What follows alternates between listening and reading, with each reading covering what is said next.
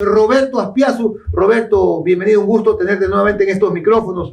Con Roberto podemos charlar de todo un poco. De todo, de historia, de periodismo, de política, de todo. Comencemos por la política. Por favor. Roberto, bienvenido. Gracias. El panorama electoral parece estar claro. Lo que no está claro es el rumbo que va a tomar el país tras las elecciones, Roberto.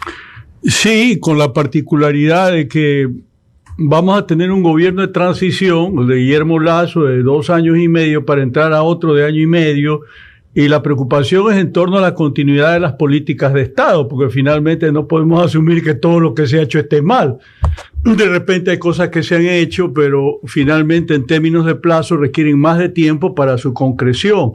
El programa de desnutrición infantil, el crédito para los pequeños empresarios, es decir, hay cuestiones rescatables. Desde luego, la parte del legado como tal del gobierno del presidente Lasso de pronto se queda corto, pero también por el factor del tiempo de una oposición muy radical que ha tenido que afrontar. Pero por otra parte también hay fallos fundamentales que solamente son atribuibles al gobierno, como el caso del plan de inversiones, que se suponía que iba a levantar 37.000 millones de dólares y en la práctica se ha reducido a 2 pequeños proyectos de energías renovables. Así que es un resumen apurado. Creo que este esquema hay que pensarlo en términos de futuro, me refiero a la muerte cruzada, porque finalmente es un híbrido entre parlamentarismo y presidencialismo que hay que ver qué legado nos va a dejar a nosotros como sociedad ecuatoriana en términos esto de que un gobierno que suponía iba a tener en este tercer año su ciclo mayormente productivo, de repente se ve interrumpido porque se ve forzado a convocar a la muerte cruzada para dar paso a un gobierno de 1 año y medio que al completar el año ya perderá fuerza debido a que estaremos en la nueva campaña electoral con miras a elecciones generales de 2025. Es como veo un poco el panorama. Yo no creo que estemos ganando mucho como sociedad en términos de haber precipitado estas elecciones más allá de las circunstancias que lo determinaron. Ahora, Roberto, ¿qué crees que anima a los candidatos a pelear por una presidencia de 16 meses en un país con serios problemas? Lo decía en mi editorial del inicio: inseguridad brutal, el niño que se viene, un estiaje que se viene, una consulta de estos Estados Unidos que te puede dejar chido, presupuesto agotado para cuando llegues al poder, etcétera y más etcétera. El poder es muy seductivo y por otra parte Ecuador es un país que sobrevalora la importancia de la ideología, y de izquierda y de derecha manejan discursos a veces que uno asume son totalmente opuestos, pero el rato de gobernar hay que hacerlo con cierto grado de sentido común, de practicidad de las cosas, y eso tarde o temprano desemboca que todos más o menos tienen que hacer lo mismo. Es decir, hay problemas de pobreza que se acaban de visibilizar como consecuencia de las inundaciones en Esmeraldas, porque a veces como que eso está ahí, lo sabemos, pero como no lo vemos, está distante, que eso es justamente lo que hace este tipo de episodios en donde uno advierte que en sectores rurales y urbanos marginales hay una condición de pobreza extrema que tiene que ser combatido indistintamente que gane Yacu Pérez o Fernando Villavicencio o el joven Noboa, de manera tal que es como creo que la política tiene que comenzar a ser vista con una proyección de que las políticas tienen que ser de Estado y de mediano y largo plazo, y no eso de que cada 2 años y medio o 1 año y medio reinventamos el país, porque no funciona así. La producción petrolera hay que incrementarla si es que el Estado quiere tener mayores ingresos para el presupuesto general que se requieren para no estar dependiendo año a año de préstamos internacionales, porque Ecuador viene arrastrando déficit desde hace más de 10 años, de manera tal que ese es el tipo de sentido común que uno tiene que practicar, pues que las cosas se vayan nivelando indistintamente de quién gane las elecciones. Es decir, hay problemas de fondo que no se sujetan a este parámetro paradigmático de la ideología y que va a ser una gran diferencia entre tener un gobierno de derecha o de izquierda. En realidad hay que tener soluciones que beneficien a la gente y eso tiene que tener una misma orientación tarde o temprano. Ese es mi parecer. Roberto, buenos días, qué gusto verte por acá. Has hecho una visión general, país, de cómo se va a entregar este país y cómo lo van a recibir los que finalmente ganen esta elección. Pero entremos de lleno a este hipódromo electoral y de manera más específica al partidor. ¿Cómo ves a los caballos?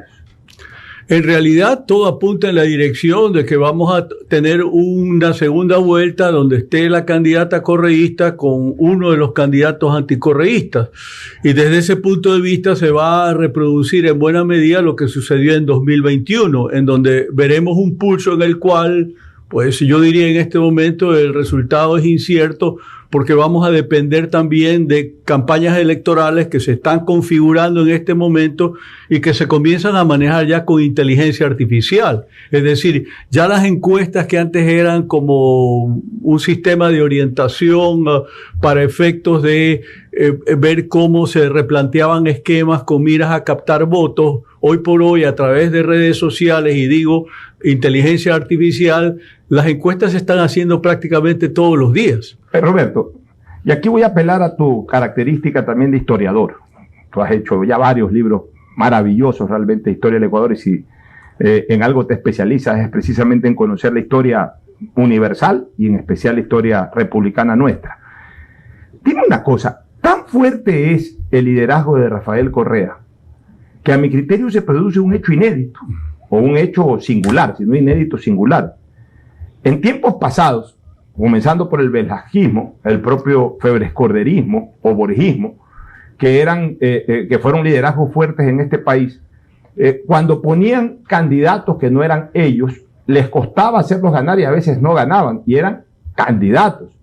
Estamos llegando a un plano en que Correa, con todo respeto para doña Luisa González, una mujer seguramente muy talentosa, pero ella en el gobierno fue prácticamente una especie de secretaria ejecutiva del presidente Correa, y en la legislatura tuvo un perfil bastante bajo. O sea, estamos llegando a planos de que Correa pone a su secretaria de candidata y esa secretaria es opción número 1 para entrar a la segunda vuelta. Sin duda es una paradoja, pero también responde al hecho que Correa, por la sentencia de corrupción que pesa sobre él, no puede ser el mismo candidato de forma pero que eso no le pasaba a Velasco, ni le pasaba a León. León puso a Nebot, que era un hombre con una fortaleza incluso de liderazgo propio, y no pudo ganar. Sí, pero la realidad, si uno se remonta al pasado, es que en la época del velasquismo, que van desde el año 32 hasta el año 72, es decir, fueron 40 años que estuvieron marcados por la presencia del doctor José María Velasco Ibarra, y ahí lo que sucede sencillamente es que la sociedad se polarizó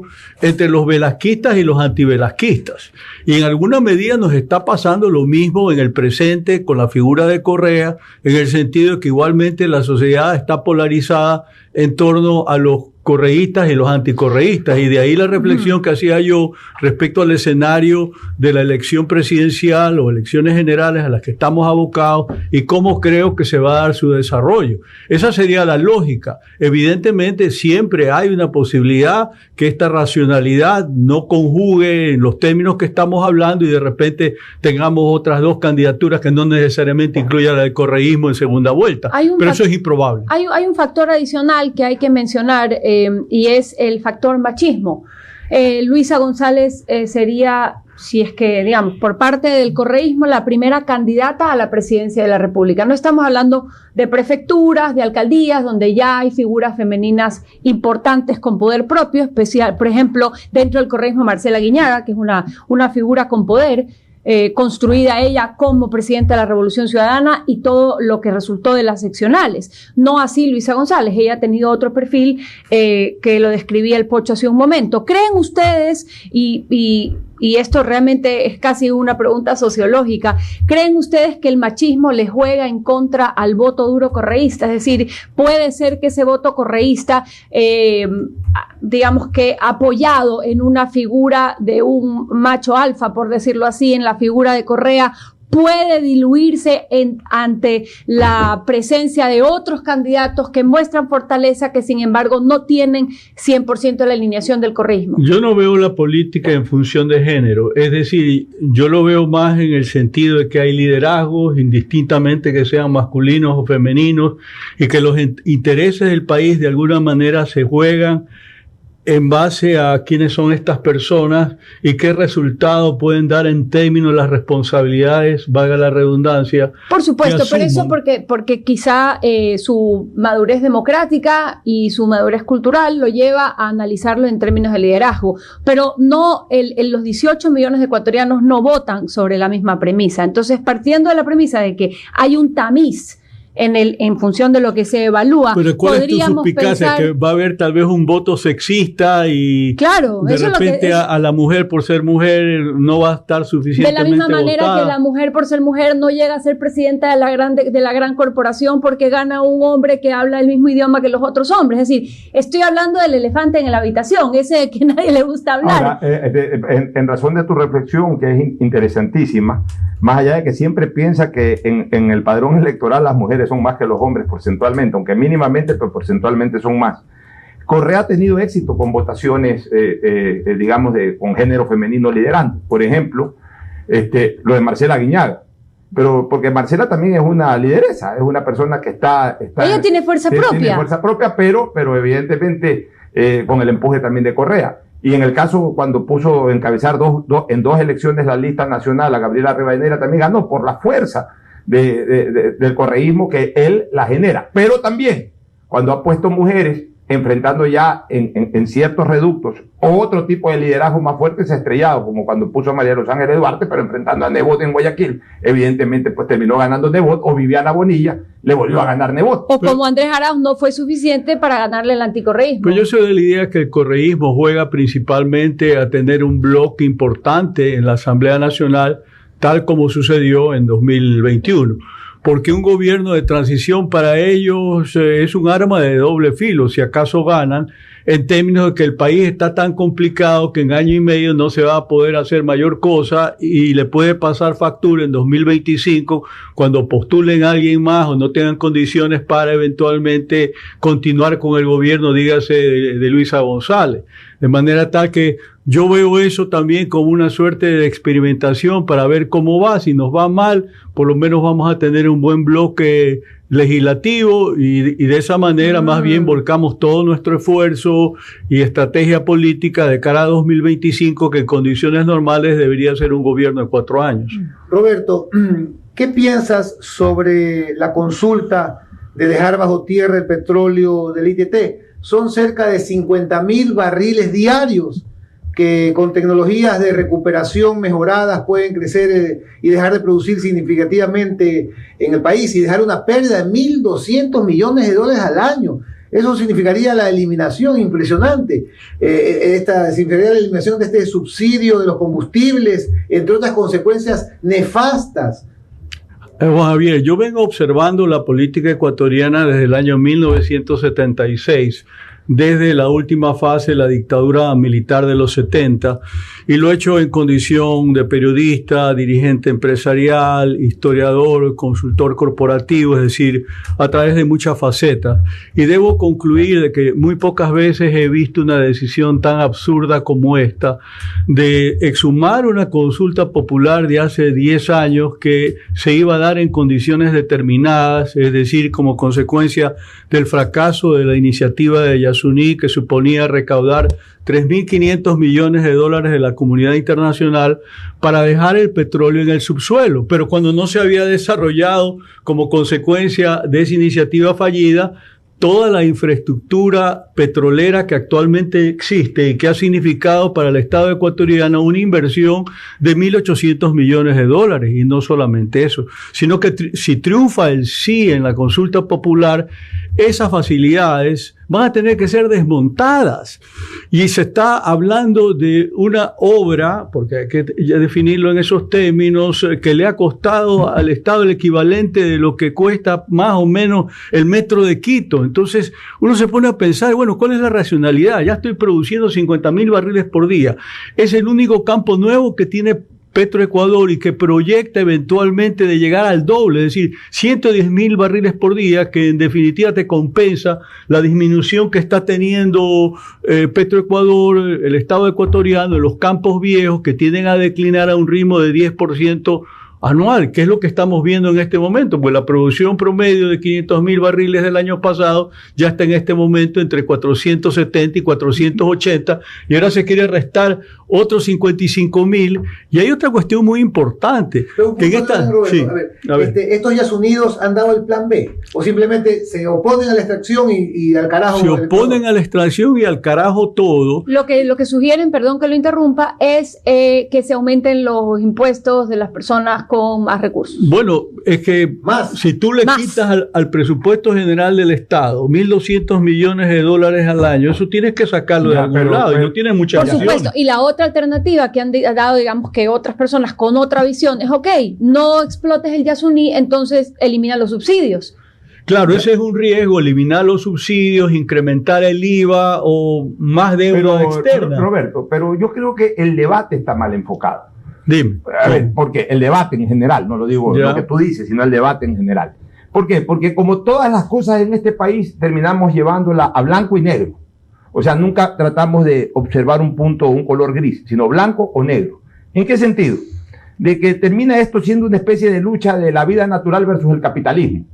Y no es así. Yo creo que hay que explicarle a la gente, porque la gente sí se preocupa por el tema natural, de que se respete la naturaleza. Todos estamos preocupados por los cambios climáticos que se le atribuyen en buena parte a la agresiva acción humana sobre el propio medio ambiente. La gente sí está preocupada de eso. Sí nos gustaría incluso que haya una mayor visita a los sectores del Yasuní para temas turísticos. Todo eso es maravilloso. Pero hay que explicarle a la gente también de que hoy con la tecnología moderna, las exploraciones y hasta explotaciones que se pueden hacer en esos pequeños reductos, porque no es que es en todo el Parque Yasuní, la gente piensa que pero es que eso hay que explicarlo, eso no se lo explica. Y además, con la tecnología de ahora, como lo dijo un especialista la semana pasada, prácticamente es absolutamente insensible para la naturaleza lo que se va a hacer. Pero no es ese el concepto que se vende. Salen también los economistas agresivos, tipo Alberto Acosta Burneo, por ejemplo, hablar solamente de capital, hablar solamente de valores. Entonces eso enerva a quienes en cambio están en la otra posición. Yo creo que en el debate debe de enfocarse las dos cosas, el respeto a la naturaleza, pero también la necesidad que tiene el país sin afectar a esa naturaleza. Claro, y la discusión tiene que ser cualitativa y cuantitativa, porque por eso, finalmente la explotación en Yasuní, que se resume a un puñado de facilidades petroleras a lo largo de un eje en dirección norte-sur pegado hacia el Perú, significa la ocupación de apenas 80 hectáreas en un parque nacional que tiene 900.000. O sea que en la práctica estás ocupando menos del 0.01% de ese territorio. En Perú, la parte de Yasuní ya ha sido talada los árboles. Ya ha sido talada los árboles porque cuando entraron a desarrollar estas facilidades en 2014, ya los madereros peruanos habían ingresado a la zona de forma tal de que eso de que hay tribus no contactadas, eso no corresponde a la realidad. O sea, el debate también tiene que hacerse sobre la base de cuáles son las verdades. Pero hay que decir las verdades. Y lo que encontraron cuando Petrogoro entró ahí ya era bosque secundario y las tribus no contactadas no están en zonas que han sido taladas. Roberto y amigos, no escuchas. Este gobierno es lo que yo se les digo que es una cosa negativa, es la falta de gestión. Una más es la del ministro de Energía, el señor Santos. ¿Dónde está la acción del ministro? Ya debería haber salido y hecho una gran campaña diciéndole al Ecuador todas estas cosas. Pero mira, lo dices tú, Roberto, se lo dice aquí el Pocho, se lo digo yo, y no hay una gran vocería del ministro de Energía diciendo lo que va a pasar si es que la consulta es positiva a favor de Yasuní. Juan Javier, pero hay que ser objetivos también. En este momento, involucrar a un gobierno que está desgastado en liderar vocería relacionada a Yasuní tampoco va a ayudar mayor cosa. Por el contrario, puede resultar contraproducente. Hay que verlo con sentido práctico. Sí, ahora, pero dentro de ese sentido práctico, enfocar la campaña, María Sol, por el no trabajo sobre el Yasuní, con versiones exclusivas insisto, y con todo respeto, como la de Walter Spurrier o como la de Alberto Acosta, que solamente se enfocan en números, también es contraproducente. Debería haber un punto intermedio. Alguien tiene que darte esa información, porque el tema es ecológico, pero también es económico. Pero por eso, pero es que no puedes concentrarlo solo en lo económico. O sea, tienes que explicarle a la gente de que no va a haber esa agresión. Es una absoluta mucha gente la vende. Irresponsabilidad por parte de la Corte Constitucional o quien haya puesto ese plazo de que en un año se detenga la explotación del parque. Porque, por ejemplo, hay un problema técnico con el petróleo que saldría del punto Ispingo, que es un petróleo que es más amelcochado, que hay que tratarlo con otra tecnología y que requiere otra inversión adicional. Entonces, si vamos de verdad a hablar con responsabilidad, como ciudadanos, como voceros, como funcionarios públicos, como representantes de Estados Unidos, entonces tenemos que abarcar toda la escena, y la Corte no puede implementar un plazo que no da tiempo para nada, porque no estamos hablando de 120 millones de dólares o de 12 millones de dólares, estamos hablando de 1.200 millones de dólares. Entonces evaluemos qué parte del bloque 43 rinde bien, a qué parte habría que invertir, cuáles son realmente unos plazos reales, unos plazos estipulados que representen la realidad, por un lado de explotación, por otro lado de cuidado de la naturaleza y por otro lado de reemplazar ese gran 14% de los ingresos petroleros, que no significan nada más y nada menos que 1.200 millones anuales. Entonces, hablemos, por ejemplo, ¿por qué la Corte pone ese plazo de un año? Porque es una Corte hippie. Yo la defino así, de ambientalistas que han estado comprometidas con causas de esta naturaleza anteriormente y llegados a la Corte Constitucional le han dado luz verde a una consulta formulada hace 10 años con la misma pregunta, cuando no existía esta relación que el Estado ecuatoriano ya tiene de carácter contractual con terceras personas naturales y jurídicas. Hay como 900 contratos entre laborales y con 69 empresas prestadoras de servicios que van a ser desconocidos y que seguramente van a propiciar demandas contra el Estado ecuatoriano. Como las que ya nos ha tocado pagar en el Estado, que son nada más que demandas de 2.000 millones de dólares, de 600 millones de dólares, de 800 millones de dólares. Entonces, tenemos que ser capaces de poder hablar, por un lado, de la parte social, la parte ecológica, pero también la económica. Ya, pero primero me alegra de que tú hayas dado ese calificativo, que yo aquí lo he venido señalando desde hace la Corte hippie. La Corte hippie me gusta porque lo resume. Ojo, que hay jueces ahí que no son hippies. Sí, ya, pero desgraciadamente pero desgraciadamente son la minoría. Y hay que calificar. Pero también hay que decir que pagan justos por pecadores. Pero es que es la Corte, pues la Corte es de 9. Hay 3 que no son hippies, pero hay 6 que son lo que yo he llamado anteriormente activistas ideológicos. Hoy, obviamente, pues con la capacidad de poder ser jueces constitucionales, es decir, que deciden sobre la máxima instancia del Estado. Pero sí te quiero decir algo, e insisto, Roberto, yo no es que estoy en desacuerdo con que se le diga a la gente que esto puede generarle un enorme perjuicio económico al país, pero también sí exijo, no quiero que esto se concentre en blanco y negro, porque es peor para la verdadera causa que necesita el Estado. Que lleguemos a un punto gris en donde se le explique a la gente que no es que es una explotación de todo el Yasuní, no es que el Yasuní va a desaparecer, no es que el Yasuní se va a quedar sin pajaritos y sin fauna y sin especies de ninguna naturaleza, no, es en un área reducida, es en un área en donde la explotación no va a ser muy poco sensible y muy poco perjudicial, como lo es ya, pero hay que explicárselo a la gente.